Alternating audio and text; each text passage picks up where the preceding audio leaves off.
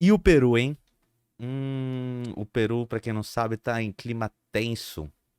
É um dos países aí da nossa grande América Latina que tá tendo conflito o tempo todo e já faz um tempo. Não sei se vocês viram, o presidente lá, Castilho, foi deposto depois de tentar dissolver o Congresso, né? Mas então a gente vai falar um pouco deles antes da gente começar o react. Mas vamos lá. Pra quem não sabe, a Constituição do Peru, ela permite a dissolução do Congresso, tá? Isso é constitucional. Então, quando o pessoal vem com essas matérias midiáticas, né, chamativas, que o presidente tentou dar um autogolpe, não é bem assim que funciona. A Constituição do Peru, ela prevê que sim, o presidente pode dissolver o Congresso, e um dos motivos é quando o presidente não consegue governar. Ou seja, ele tem uma disputa muito grande com a Câmara e a Câmara impede que o presidente tenha esse poder de governança, né? Nesses casos, sim, é possível dissolver o Congresso. Bom, lá no Peru, eles têm um sistema diferente daqui da gente, que o sistema deles não tem Senado, é um sistema unicameral, então é uma Câmara só que, que detém o poder legislativo, né? E alguns especialistas têm falado que o Pedro Castilho, ele caiu numa armadilha judicial, né? Que ele não interpretou direito a lei e ele tentou dissolver e não conseguiu. Um dos motivos para ele tentar dissolver é que a Câmara tentou fazer dois pedidos de impeachment para ele ser deposto. E nisso ele achou que era uma boa desculpa para dissolver o Congresso. A Constituição de lá, além de permitir a dissolução do Congresso, também vê que é preciso, é necessário fazer, depois dessa dissolução, uma nova eleição em até 4 meses. E o Pedro Castilho, ele realmente ele falou que ia convocar essas novas eleições para poder reabilitar a ordem, né, de uma maneira pacífica lá no Peru. Além disso, para quem não sabe, a Constituição do Peru ela é dada do seu período ditatorial, da época do Fujimori, que foi uma época de ditadura militar de extrema direita, apoiada pelos Estados Unidos. Então a gente tem vários elementos aí que deixam a política peruana em, em fogo, né? Além disso, como se não bastasse tudo isso, né? Essa Constituição aí herdada da época do Fujimori e os pedidos de impeachment do Pedro Castilho, o Peru está indo para o seu sexto presidente em 6 anos. Ou seja, antes do Pedro Castilho, dois outros presidentes já tinham sofrido impeachment e eles eram de caráter de extrema direita. Então você tem um conflito muito grande politicamente, então não é tão fácil, tão simples como a mídia propaga pra gente que o Pedro Castilho tentou um alto golpe e se deu mal, né? Então o que a gente vê na verdade é um golpe da Câmara no pedido de impeachment dele e não ao contrário, porque como a Constituição prevê que é possível dissolver o Congresso, então o Pedro Castilho tentou andar pela lei para continuar o seu mandato e continuar melhorar a situação política do Peru. Bom, eu não sou especialista na política peruana, mas eu fiz umas pesquisas breves e queria passar esse paradigma para passar essas informações para vocês não ficarem caindo aí na mídia burguesa, né? Até o Lula foi a favor do impeachment do Pedro Castilho, né?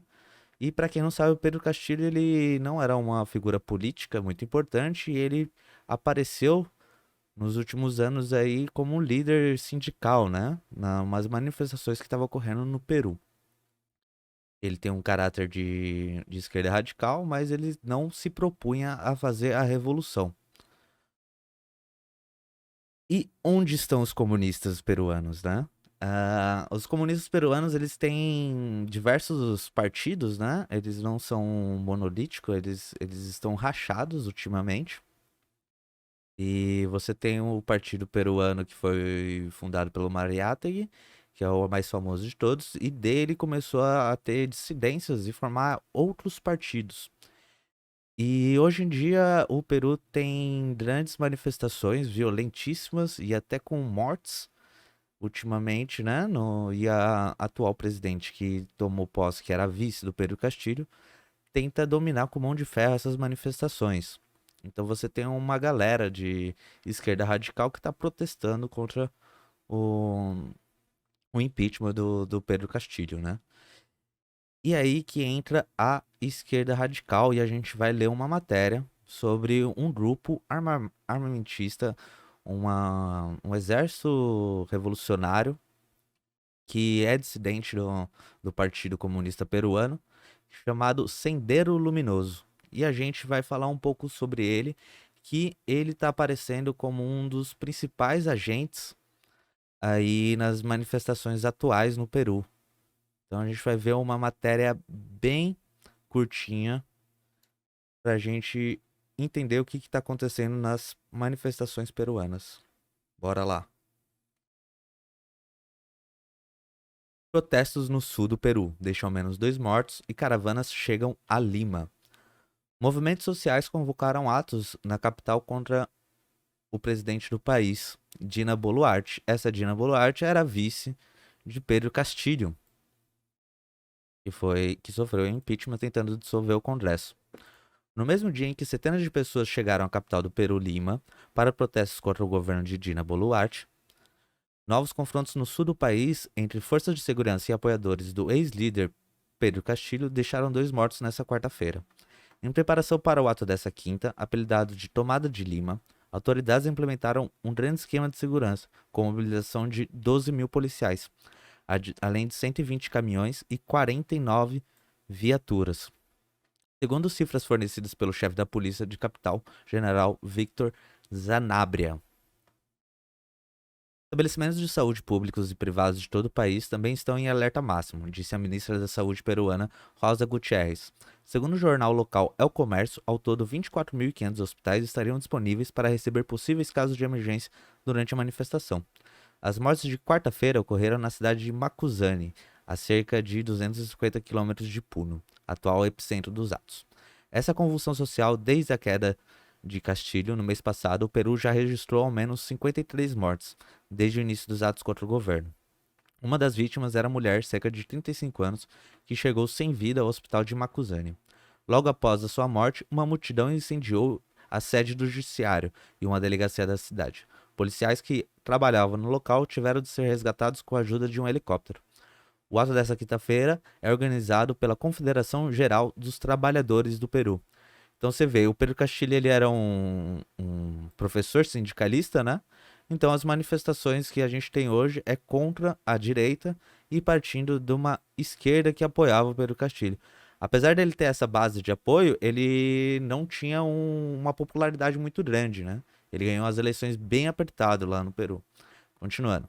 Alguns dos manifestantes, que em sua maioria vieram de regiões do interior do país, pernoitam na capital em colchonetes no chão de cimento de escritório cedido por um grupo de esquerda, próximo à Praça Bolognese.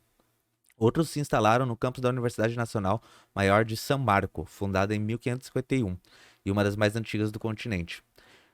Viemos da província de Chubvilcas, próximo de Cusco, para defender nossos direitos. Faremos nossa voz ser ouvida, somos tremendamente esquecidos, disse o camponês Edwin Condori, 43, à agência AFP. Os manifestantes partiram principalmente de Cusco, Ayacucho. Ayacucho é a região que está o Sendero Luminoso, que é o braço armado aí do Partido Comunista Peruano. Cajamarca, Puno e Andahuaylas, regiões que registraram votações expressivas de Castilho nas eleições de 21. Eles exigem a renúncia do atual chefe do executivo, a dissolução do Congresso e mudanças na Constituição e a libertação do ex-líder. Forças de segurança foram colocadas em alerta máximo. No último domingo 15, autoridades decidiram prolongar o estado de emergência em 4 províncias e 3 regiões do Peru, incluindo Lima. O decreto permite, entre outros pontos, que o exército se junte à polícia no monitoramento do protesto. Então isso daqui é um golpe de Estado por parte do Congresso acontecendo e sendo mantido pela mão de ferro do exército. Os atos contra a Dina foram retomados depois de uma trégua de 2 semanas para as festas de fim de ano. Na semana passada, diante da escalada da violência, o Ministério Público do Peru anunciou a abertura de uma investigação preliminar sobre diversas autoridades, incluindo a presidente e o premier Alberto Otarola, suspeitos de terem cometido os crimes de genocídio, homicídio qualificado e lesões graves na repressão aos protestos que tomam o país. Pressionada, Dina já descartou a renúncia do cargo. Segundo o governo, os atos têm reunido extremistas e guerrilheiros ligados ao Sendero Luminoso, que espalhou terror no Peru entre os anos de 80 e 2000. Então tá aí as manifestações peruanas acontecendo e elas têm um caráter de esquerda mesmo. E ligação com o Sendero Luminoso, que é esse grupo armado revolucionário, e eles têm um caráter maoísta. Então eles em 80, quando eles surgiram, eles realmente quiseram tomar o poder e fazer a revolução pela mão armada. Outro detalhe muito interessante que eu achei na Wikipédia, tá? Então eu vou abrir aqui vocês o Wikipédia. Eu sei que não é uma fonte muito confiável, mas é só um detalhezinho que depois quem quiser pesquisar, fica à vontade, tá? Então a gente tem aqui a Dina Boluarte, né? Vamos ver se eu consigo... Aqui, ó. Então, você tem o Pedro Castilho antes, Francisco Sagasti, Manuel Merino, Martim Vizcarra. Acho que a partir desse daqui, ele tem... Ó, processo de impeachment. Em setembro de 2020, o Congresso abriu um processo de impeachment contra Vizcarra por incapacidade moral.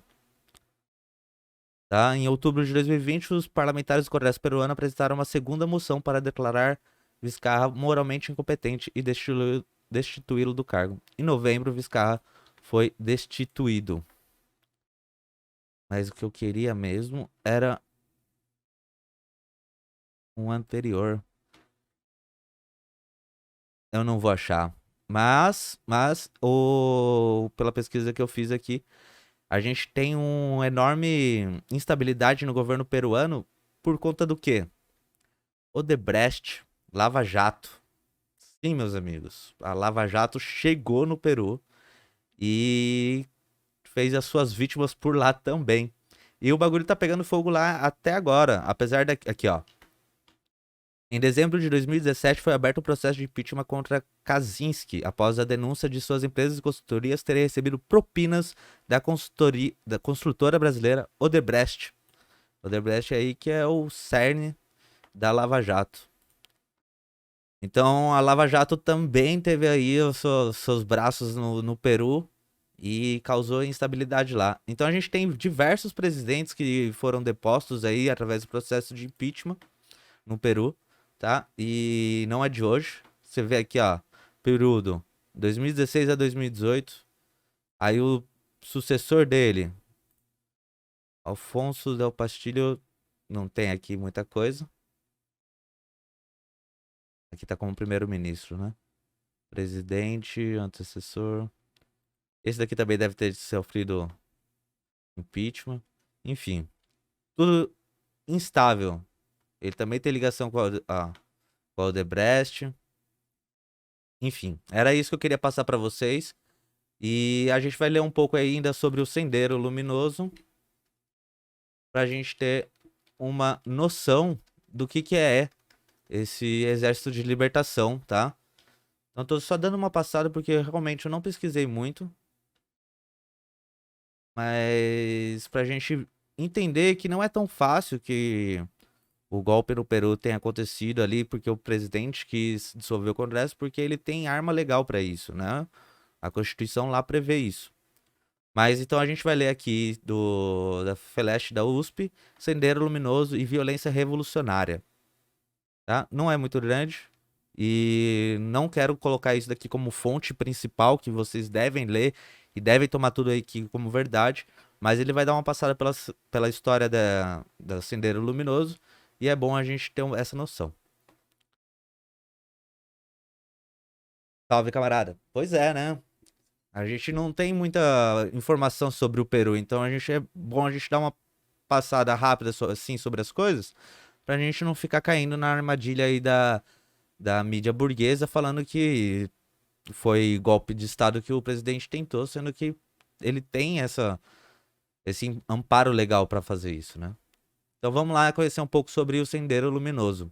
No início dos anos 80, quando a maioria dos países da América Latina fazia a transição de governos ditatoriais para os tão almejados Estados Democráticos de Direito, uma facção radical do Partido Comunista Peruano declarou guerra ao Estado Nacional. O anúncio se deu no dia das primeiras eleições diretas, depois de 12 anos, por meio da destruição do material eleitoral na cidade de Ayacucho. Lembra que eu falei para vocês que era lá que eles tinham surgido? Tá aqui. O que a princípio passou despercebido pelas autoridades. 2 semanas mais tarde, a aparição de cães mortos pendurados nos postes de luz do centro de Lima alertou o governo, a mídia e a população para os decretos e ações contra o grupo insurgente.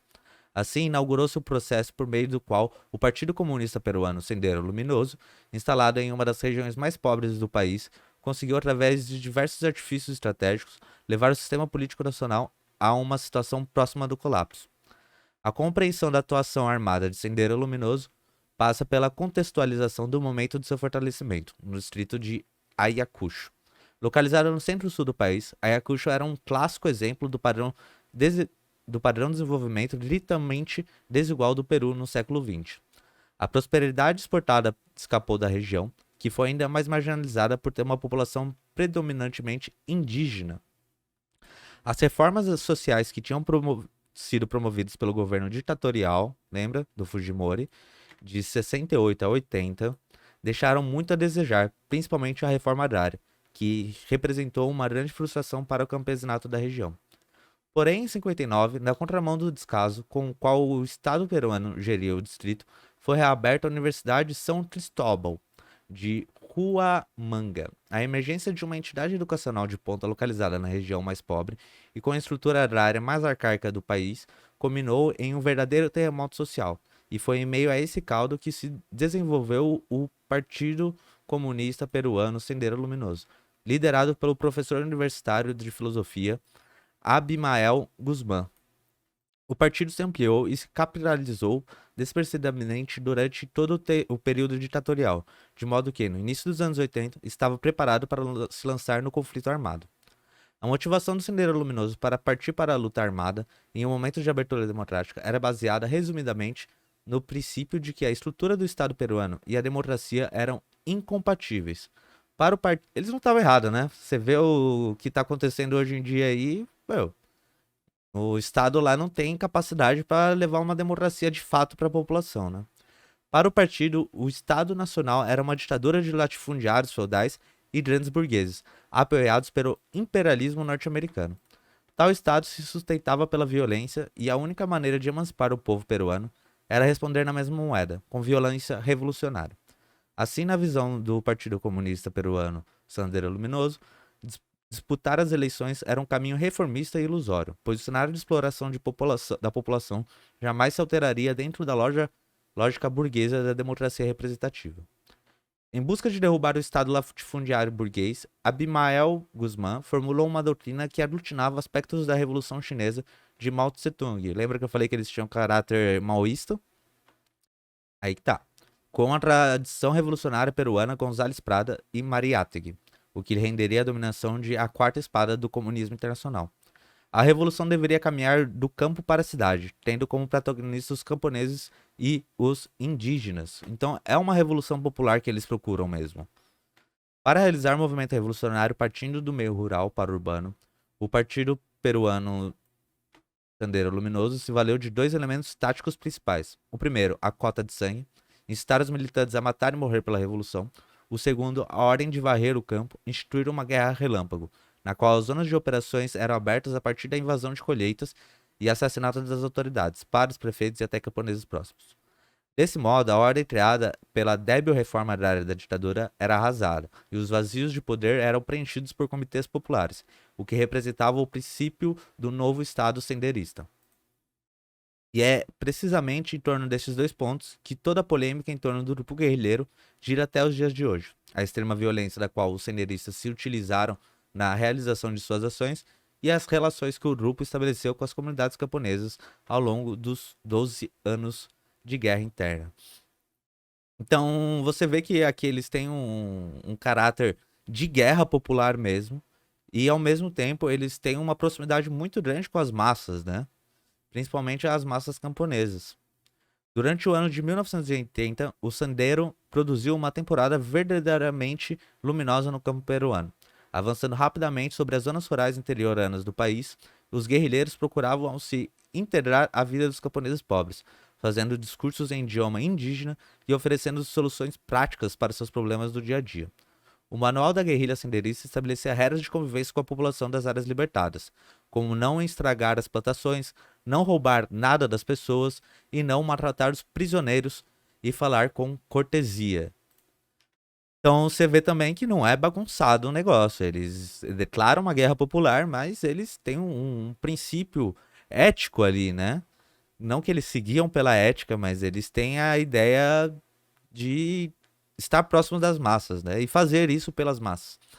Essa política de respeito aos camponeses, embora possa parecer muito básica, era completamente inovadora dentro de uma sociedade racista e desigual como a peruana, e auxiliou na aproximação entre camponeses e combatentes em um primeiro momento.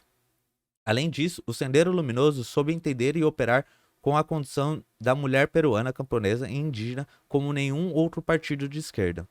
Desde a colonização espanhola e posteriormente com o processo de expansão do capitalismo, as mulheres ficaram submetidas a uma dupla opressão, aos homens e ao capital. E as normas que o partido estabelecia nas zonas conquistadas dialogavam diretamente com essa realidade. Eram instituídas punições severas ao alcoolismo, adultério e violência doméstica. Também foram fundadas escolas de formação, onde guerrilheiras conscientizaram a população de que a situação de exploração feminina estava diretamente atrelada à exploração econômica e que a libertação das mulheres se daria por meio da luta armada. Essa política senderista se refletiu na grande adesão das mulheres aos quadros do partido, já que estas compunham 40% dos militantes e 50% dos cargos de direção. Olha só.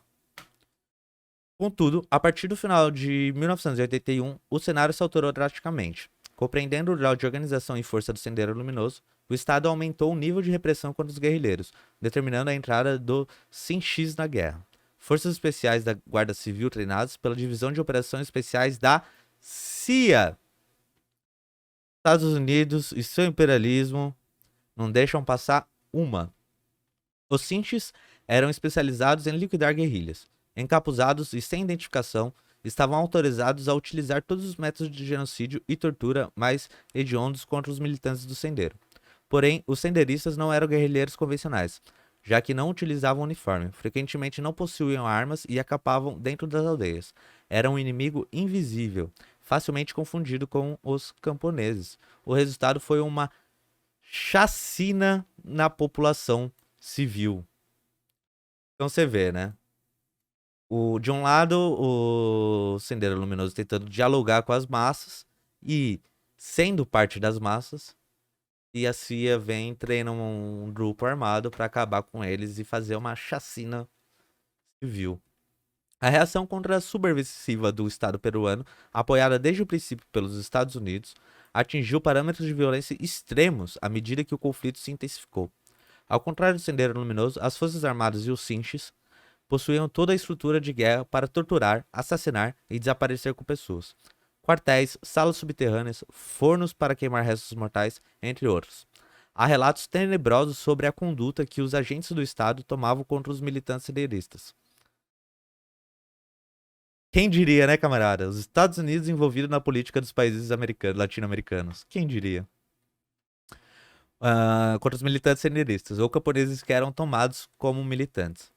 O que inclui os mais variados tipos de tortura física, psicológica, sequestro, mutilação e estupro. Isso era praticado pelo governo peruano, tá? Essa entrada mais intensa das forças estatais na guerra fez com que Sendero Luminoso recrudescesse seu domínio e autoridade sobre as zonas libertadas. Presos num fogo cruzado entre senderistas e sinches, os camponeses começaram a se incomodar cada vez mais com as restrições de mobilidade e comércio, o modelo de autonomia autárquica e o recrutamento obrigatório de jovens impostos pelo partido. Diversos levantes camponeses começaram a ocorrer, e o alto comando senderista não reagia bem a essa situação, instruindo os militantes a usarem de violência e fuzilamento para abafar as revoltas. Bom, isso daqui é errado, óbvio, né? Mas você vê que, querendo ou não, é guerra, né? É uma guerra popular. Então você tem erro, sim, do Partido Comunista e do Sendero Luminoso, né? Mas você vê que de início eles tentam se envolver nas massas, né? Mas com a repressão do Estado acaba acontecendo coisas assim. Qualquer crítica contra as imposições senderistas, ainda que totalmente construtivas, eram automaticamente tomada como conspiração contra o partido e duramente condenada.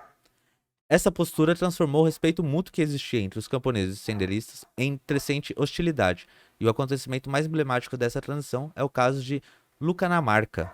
Provavelmente ela vai falar agora. Lucanamarca era uma das áreas de conquistas senderistas nos arredores de Ayacucho. Em 83, um grupo de descontentes com o domínio do partido resolveu recuperar o povoado para os camponeses. Isso daqui é uma contra-revolução dentro da área, né? Durante a celebração de um carnaval, os habitantes revoltosos capturaram e mataram alguns militantes senderistas encarregados da região, restabelecendo Lucanamarca como uma área de influência do Estado peruano. Porém, alguns meses depois, o Sendero Luminoso praticou um contra-reestabelecimento desse departamento, o que era uma das táticas principais da guerrilha e o fundamento por trás de tantos conflitos sangrentos no campo. O partido ordenou uma ação de punição dos lucanamarquinos na operação de retomada. 69 pessoas, incluindo 20 crianças, foram assassinadas a machadadas. Pesado, hein?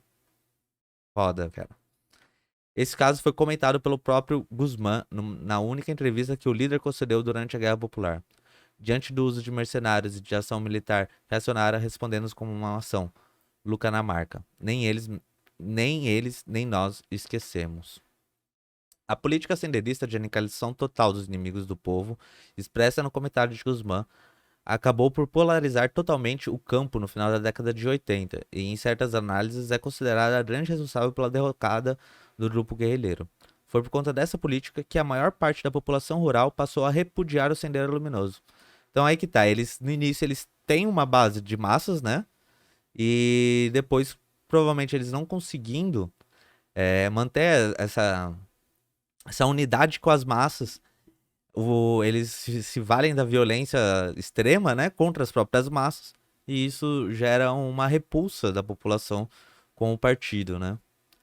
Cara, é má gerenciamento ali, né, e tomada de decisões equivocadas, né? Mas continuamos. E se organizou em comitês de autodefesa camponesa com o objetivo de se livrar do domínio senderista. Esses comitês eram amplamente apoiados pelo Estado e foram uma peça-chave para a derrubada do Partido Comunista Peruano Sendero Luminoso. Pois com a penetração das Forças Armadas e a perda do apoio no campo, o partido foi obrigado a se deslocar para o litoral do país, onde foi completamente liquidado. Abimael Guzmán caiu nas mãos do Estado em 92 e foi direcionado para uma prisão de segurança máxima. Abimael Guzmán é o chefe, né? Onde continua até os dias de hoje. Depois disso, os quadros importantes do Sendero foram caindo aos poucos, até que a guerra foi considerada como encerrada no final daquele mesmo ano. Mas o Sendero Luminoso nunca teve um fim oficial e deixou uma herança extremamente complexa e polêmica que continua rendendo debates acirrados dentro da esquerda latino-americana 30 anos depois. Apesar do uso de violência pelos Sendero Luminoso ter intensidade e forma no mínimo questionáveis, é importante lembrar que o grupo foi veemente condenado pelas forças hegemônicas nacionais e internacionais como uma das mais perigosas organizações terroristas. E por se tratar de uma guerra suja com tantas ações e mortes não documentadas, esse poder hegemônico tem uma capacidade maior do que o normal de manipular as imagens e informações propagadas pelo Sendero Luminoso. De modo que é quase natural que se faça uma análise puramente condenatória do partido, que não contribui em nada para entender a verdadeira complexidade da sua atuação. É isso que a gente estava falando, que eu estou comentando o texto inteiro, né? Você vê que é um partido legítimo que se propõe a derrubada do Estado burguês, mas ele contém erros, e você só atacar ele pelos erros não avança em nada a discussão, né? Porque eles não estão lutando à toa, eles têm um objetivo, eles são das massas, né? Mas de acordo com o desenrolar da história, né, do movimento real, aí, eles cometem alguns erros. E a mídia não perdoa, né? Qualquer erro a mídia cai matando.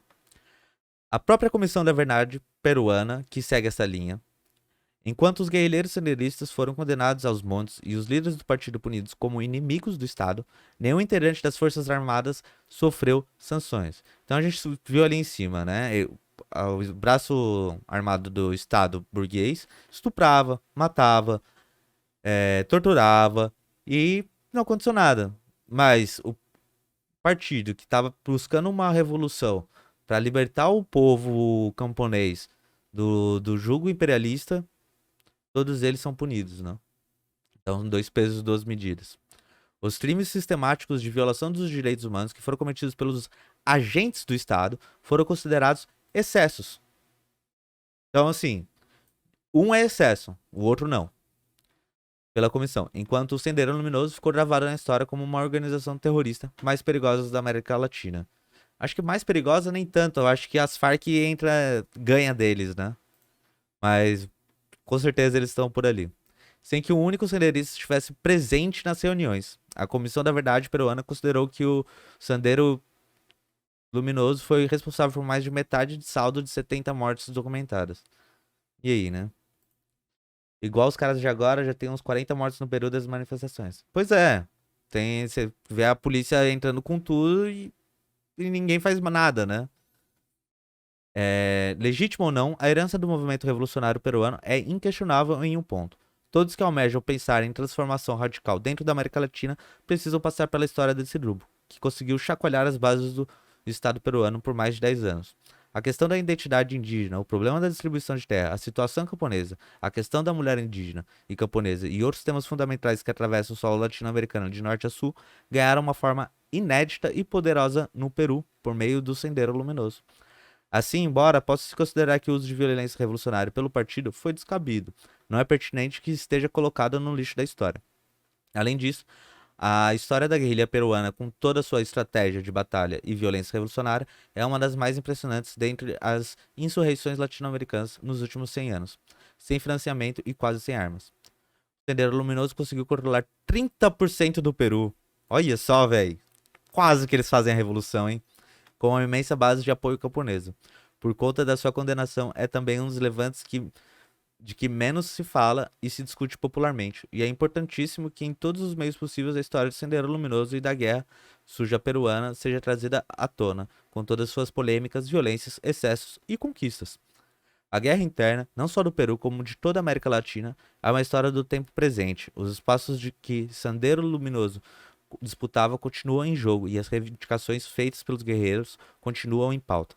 E é extremamente necessário que a memória desses momentos marcantes da história peruana circule livremente pelos mais diversos espaços e seja debatida com maior frequência, para que possamos compreender e como reivindicar a luta de Sendero Luminoso. Muito bom! Tem aqui uns referências bibliográficas. Será que tem Mulher Testemunho das Impossibilidades de Lembrar e Esquecer? Revolução Peruana. Editora Unesp. Deve ser aquela coleção que tem de todas as revoluções, né? Puta, essa coleção é muito boa, né? Queria ter todos pra ler, velho. E tem um outro aqui. A Quarta Espada, a história de Abimael Guzmán e do Sendero Luminoso. Esse deve ser legal também, hein? E tem outro aqui, Sendero Luminoso, a Ascensão e a Queda de um Grupo Guerrilheiro. Então, tem um da Unesp da Revolução Coreana. É bem bom. Você já leu já, camarada? Eu acho que essa coleção da Unesp é um dos poucos livros que a gente tem, né, sobre as revoluções, né? Mas fica aí então, pra quem acha que o Pedro Castilho tendo um golpe de estado e que tá acontecendo lá é tudo mimimi. A história é muito mais complicada e eu quis dar uma passada aí só pra dar uma contribuição. Eu não pesquisei muito, tá? Tô sendo sincero aqui. Eu só dei uma passada assim nas páginas e nas matérias que eu li, mas o Sendero Luminoso que já tem uma uma caminhada aí, desde os anos 80 aí, conquistando até 30% do Peru, como a gente acabou de ler, tá de volta. E vamos ver se eles têm força pra depor essa atual presidente do Peru, né? Enfim, era essa a contribuição que eu queria dar pra atual situação do Peru.